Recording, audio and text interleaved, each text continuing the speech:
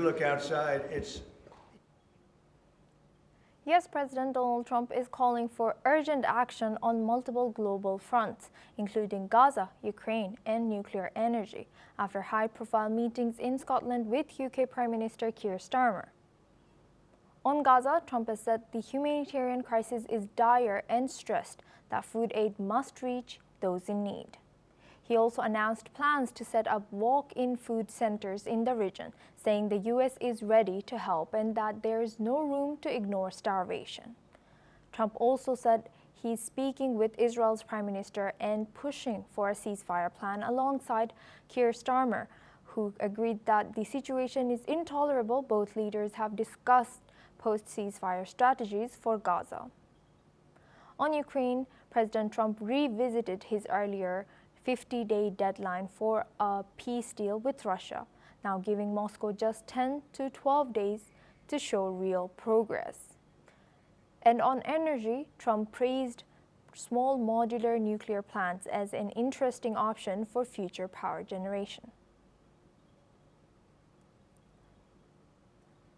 Now we're joined by Ali M. Abushbak. He's a Middle East researcher, joins us live from Cairo. Thank you, Ali, for joining us. Good to see you. Now, what's your reaction? Are you a little bit more optimistic about what can unfold towards ceasefire in the Gaza region?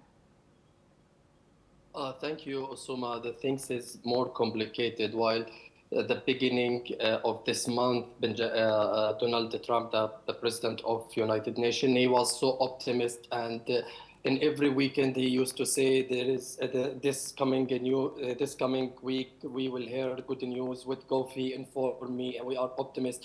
And I guess it's like a zero-sum game, and I guess he's trying to manipulate the international community among the criticizing the Israelis' behavior and Israelis' policy in the besieged enclave in Gaza. So the situation is more complex. Despite last week the news leaked that the negotiation between Hamas and Israel, it was progressed, and there is a good atmosphere. There is a perspective. There is a positive response from Hamas and Israel, and we are suddenly heard from the news the Israeli delegation left Doha to Israel, and the day before yesterday also we heard another news that there is a development in this negotiation. So the things is more complicated. I guess all of that, what we are hearing from the news and from the media outlets, is only manipulating the international community and maintaining the silence of the people who's protesting daily in Western country and in Israel itself. We have seen a lot of the protests supporting Palestine in UK and Germany and London, Netherlands, and several of countries supporting Palestine against the Israeli policy in public collectively punishment for the Palestinian, impose the starvation and the famine in Gaza. We heard the several of international community and the several of government that deeply criticizing the Israelis' policy and weaponizing the food in this war. We heard that also the president of France, Emmanuel Macron, he's going in November to recognize the Palestinian statehood, joining with him several of Western countries. So Israel is under the pressure, and the Israelis stereotyping and the image of Israel in international community have been changed due to the social media activism. Several of Palestinian and several of pro-Palestinian activism sharing the terrible footage, terrible image for the people who's starving, for the people who's targeting. So, I mean, among of this atmosphere, Donald Trump, he should lie for the progress in negotiation. And if you remember that during his election campaign, he used to say that the day when I will be in the office, I will stop the war in Ukraine and Russia war, and also the Gaza's war. So he will put limitation for this war. All of that lies and manipulating the mind of international community and the civilians, while the only casualties among these kind of statement, the Palestinian who's daily fell down and daily killed by Israelis troops and Israelis fire. Today, also more than 30 civilians have been killed who's seeking for humanitarian aid, who's gathering and collecting into what Israel called a safe zone for collecting humanitarian aid. Even in among of international community and among international media, we witnessed that how Israel and the truce that backed by American security and who secure the humanitarian aid. Among of them, how we have seen that how the Palestinians targeted and how they dehumanizing the civilians and insulting the civilians when they are going to collect the food. Worth mentioning that Osuma, the situation on the ground is terrible and miserable. Yes. Literally is terrible. I asked several of civilians. They claim that there is the airstrike, the airdrop of a humanitarian aid is a one-off solution. I heard from the witness there who went to the airdrop humanitarian aid. It's a completely chaos. People are gathering and there is a no secure. People are killing each other for taking a sack of flour. People are fighting for taking a single piece of food for their families. So that's creating a several of issue in Gaza. It's not about only crisis in food and it's not about crisis of security. The social cohesion in Gaza, it's deeply impacted in this war. Worth mentioning that also telecommunication infrastructure have been completely damaged, which means that there is a several of narrative has been behind and we can't witness it because of the internet distribution in Gaza. There is a several of things. There is a several of people who can't narrate what they have seen and that can't share their experience during this war.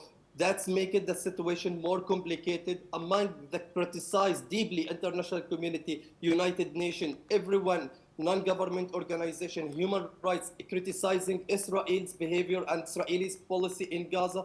Israel is continuous ignoring and the international community ignoring its adhere to the international community and the rule of war during and the civilians' position during the war. Thank you very much, Ali, for sharing that. Please stay with us as we'll come back to you. Now we are also joined by another guest, Ross Feingold. He's a political analyst, joined us live from Taipei.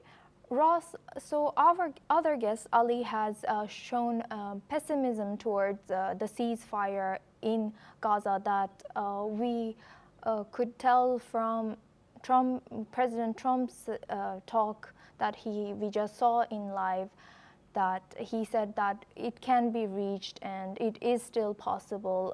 What's your take on this? What are your analysis? Did he Ali just told us that maybe President Trump was pressured, or maybe it's because of this pressure he just said this to silence the voices that are internationally increasing across the world towards a ceasefire? What's your take? One of the complexities throughout this war, which does have many complexities, but one of those complexities is how sensitive is Israel and the Netanyahu government to international criticism or pressure. Often they seem that the Netanyahu government seems that they simply don't care. They're not sensitive to international criticism. However, I would be hesitant to say that it's absolute. What I mean is, at times they are sensitive to international criticism.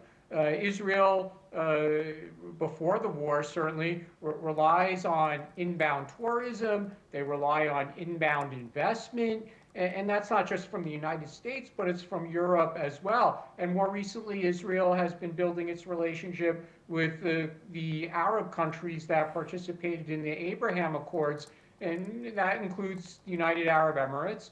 And there's certainly hope from Israel for greater business and trade with the UAE. So again, I'd be hesitant to say that Netanyahu and the Israeli government is completely immune or doesn't care about international criticism. So that being said, given the very vociferous criticism from European countries in recent days, And I wouldn't call it criticism, but President Trump has clearly indicated he would prefer a ceasefire versus a continuing war.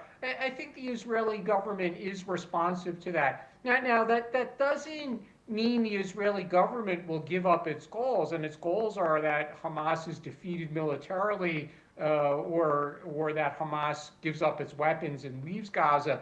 But that's why we do see movement in recent hours on a potential ceasefire. And we also saw the Israeli government announce the humanitarian pause. So again, Israel is sensitive to international criticism at some point, and they will take action. And we see that again with the pause and with the renewed talk about a ceasefire.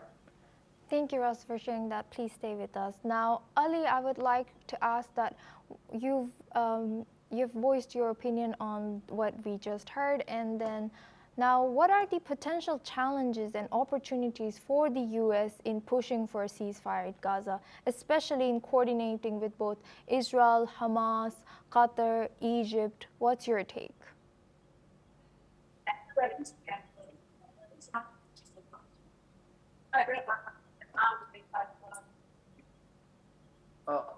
Donald Trump is attempting to gain and obtain the prize of peace prize, Nobel Peace Prize. So I guess Donald Trump is trying to manipulating the international community by the ceasefire in Gaza and mediating the war in Ukraine, and also joining a dozen of Arab countries in Abraham Accords. So I guess that Donald Trump is just only trying to do these things on the ground, as I mentioned, that despite that Israel is trying to attempt that it's a moral and the army has the ethicals and etc. So despite the humanitarian pause in Gaza, there is a several of civilians have been killed. So on the ground, the atmosphere is completely pessimistic about the ceasefire and reaching to any deal with Israel.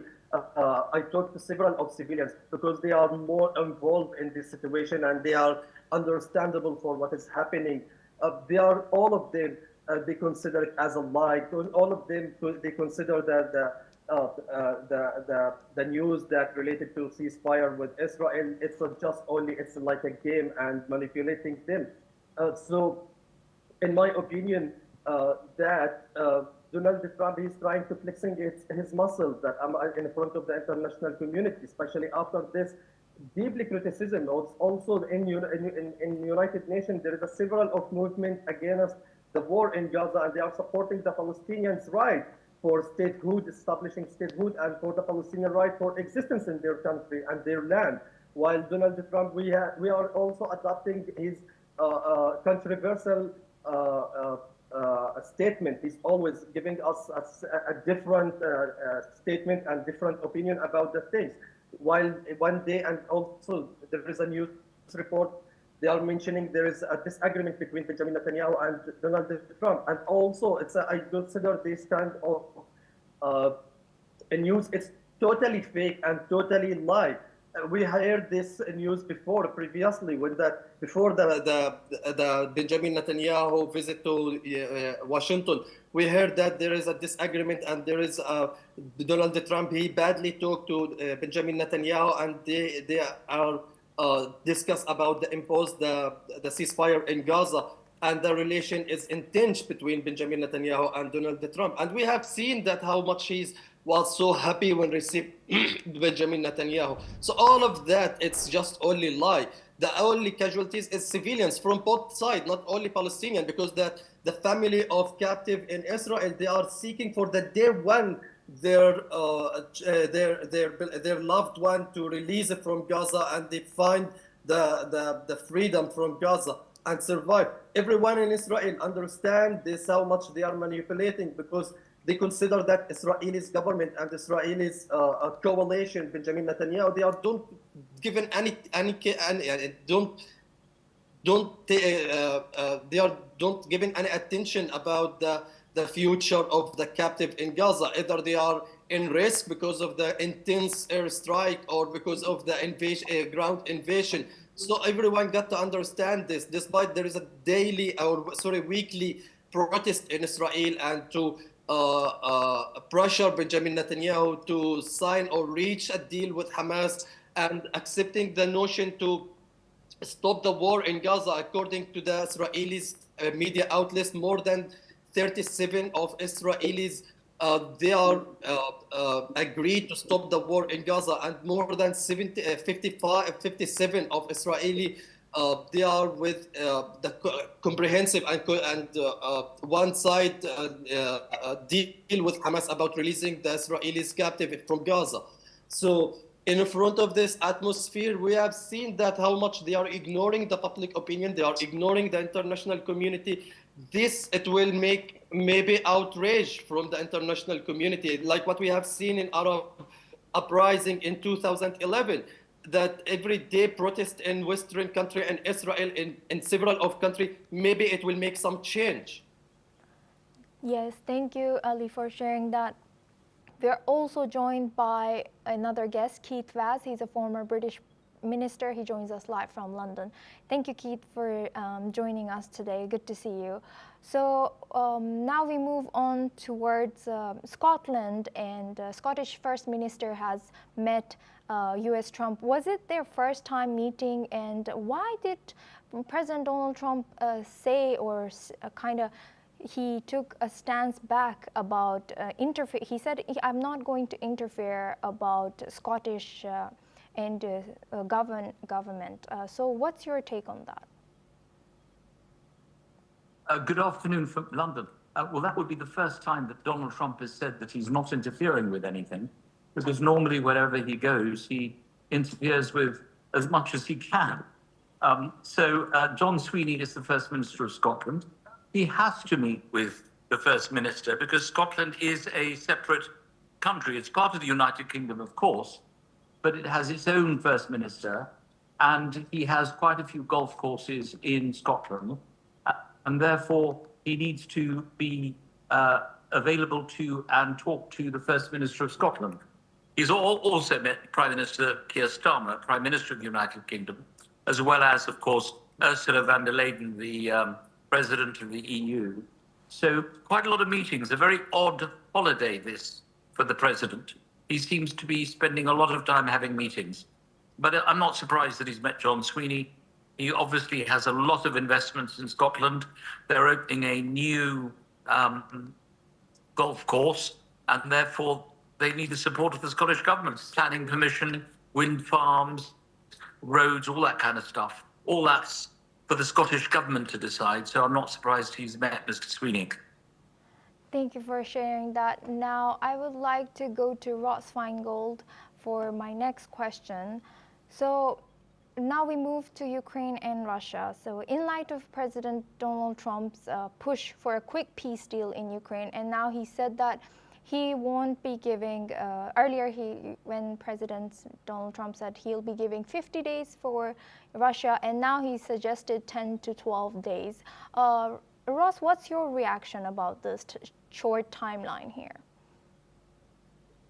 If we want to look at this in a positive way, at least President Trump is still engaged in this process. He hasn't completely given up. You know, if we look back at the past few months, there were times when Trump began to criticize Putin, and there was speculation that he no longer cared. He just wanted to walk away from Ukraine-Russia ceasefire talks.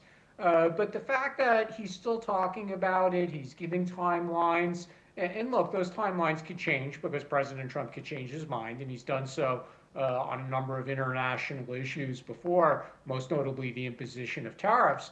But again, if we want to look at this in a positive way, he's still willing to be personally engaged in a potential ceasefire process. And we'll see where that goes. Will Zelensky and Putin be responsive to President Trump's efforts? At the moment, that's a question mark. There's still a very large gap between the negotiating positions of President Zelensky and President Putin. Can United States negotiators bridge that gap with the encouragement or the involvement of President Trump? It's possible. You know, that's kind of the best thing we could say at the moment. Thank you, Ross. And I would like to further ask you that, are there any risks involved if this 10 to 12 days short deadline, or suppose for Russia and Ukraine, was to come in place? Well, certainly there's a risk that it might not work out. There might be no ceasefire agreement in the next 10 to 12 days. And one of the things that's clear from the battlefield conditions is that Russia appears to have some momentum. Now, the amount of territory that Russia gains with that momentum is quite limited. They make very small territorial gains, and it's at the cost of a lot of death, a lot of soldiers who die in battle, a lot of soldiers who are injured. It's at the cost of a great amount of ammunition, which Russia increasingly has trouble supplying. But yes, Russia does have some on-the-ground momentum. So if ceasefire talks fail, then Russia will continue to make very small incremental territorial gains, which gives Russia a slightly better position in any future ceasefire talks. Thank you for sharing that and joining us today. That was Ross Feingold. He's a political analyst. He joined us live from Taipei. Now, Keith, I would like to ask, what's your reaction, what's your take on Russia-Ukraine comments that President Donald Trump has made, that he wants to shorten the earlier 50-day to reach a deal now to 10 to 12 days? Well, I don't think it'll make much difference to President Putin, who's proved to be completely isolated and immune from any criticism he's received from anybody. I had thought, genuinely, that he had a good relationship with Donald Trump, and when Donald Trump was elected, this war would have come to an end. Clearly, that is not the case. They do not have a warm relationship, contrary to what everyone believes. And that is why these deadlines keep emerging. Now, you have to see what's happening in Ukraine in the context of the way in which Donald Trump has treated his allies.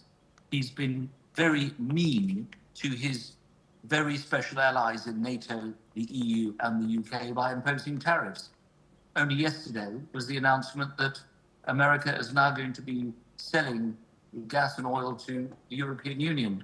So from that point of view, I think we are mixing up economics here with politics, or maybe they've always been mixed up. But shortening the deadline is going to make no difference. We all know that that deadline is going to be extended again. This is going to happen because President Trump wants peace. He wants to be the guy who brought peace to Ukraine and to Russia. Every time there is a conflict anywhere in the world, Donald Trump claims that he has brought peace, whether it's India and Pakistan, or most recently, Cambodia and Thailand. So this is the big one. He will be determined to try and broker a peace deal. So this deadline, I think, is neither here nor there. We'll go past it. And sanctions, well, I'm not sure sanctions work. You've got to do something more than sanctions if it's going to be meaningful. I think we all know that. Russia has still managed to survive after all these years. Its economy is still in shape. It is still doing business with other countries like China, India, Iran, and many of the other countries in the world. It's a part of BRICS. And so that will go on. So I think to a large extent, President Putin has won the war of words, and this latest deadline is neither here nor there.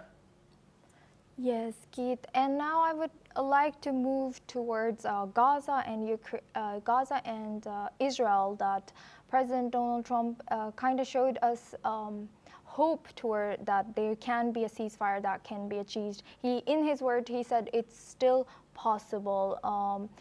What do you think? Is this just to show that he is hearing the voices and the pressure that's rising in globally towards a ceasefire, or it's actually something that we'll see in the maybe near future?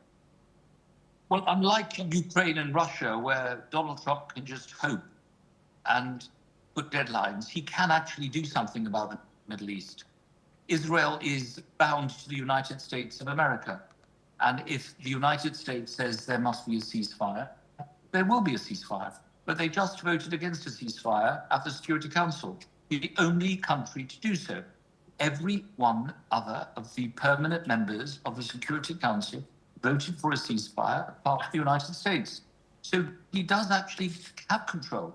He can win his Nobel Prize for Peace if he brings peace between in the Middle East, between Israel and the Palestinian people. He can do it. This is a win-win situation because Israel will do everything that Donald Trump wants it to do. It is the paymaster of the Israeli government. So I hope very much that he will put as much pressure as possible on the Israeli government and all the other parties to make sure that there is peace between the two. It can be done. He can actually win his Nobel Prize if he manages to bring peace between these two countries. Thank you. That was Ali M. Abushbak and Keith Vaz with us. And well, that's all we have time for. We will continue to bring more news updates from around the world.